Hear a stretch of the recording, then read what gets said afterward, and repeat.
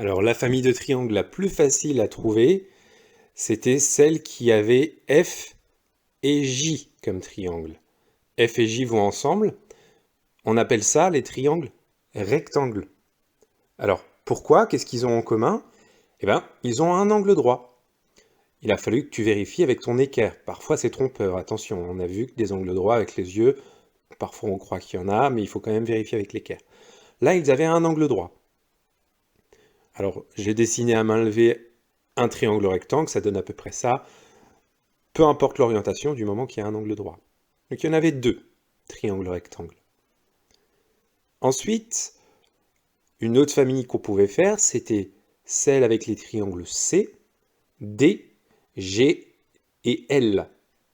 Ça s'appelle les triangles isocèles. Alors, iso, ça veut dire pareil. Et bien parce qu'ils ont deux côtés de même longueur. C'est ceux que j'ai repassés en bleu. Ils ont deux côtés qui mesurent la même chose. Alors, à main levée, ça peut donner ça. Peu importe dans quel sens tu le mets, il faut qu'il y ait deux côtés qui mesurent la même chose. Ensuite, il y avait la famille avec les triangles B et H. Ça s'appelle les triangles équilatéraux. On dit un triangle équilatéral, des triangles équilatéraux, comme un cheval, des chevaux. Pourquoi ils vont ensemble? Eh bien, leurs trois côtés font la même longueur. Tous leurs côtés mesurent pareil. Donc voilà ce que ça peut donner à peu près à main levée.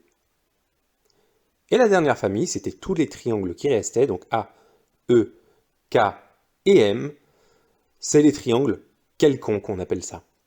C'est le vrai nom, triangle quelconque. Pourquoi ils vont ensemble? Eh bien parce qu'ils n'ont rien de spécial.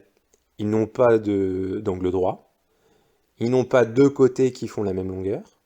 Ils n'ont pas trois côtés qui font la même longueur. Ils n'ont absolument rien de particulier. On appelle ça donc des triangles quelconques. Alors, à main levée, ça peut donner ça par exemple. Et bizarrement, c'est assez difficile de dessiner un triangle quelconque à main levée parce que sans faire exprès, souvent, on fait un angle droit dans notre triangle ou alors on fait deux côtés qui font la même longueur.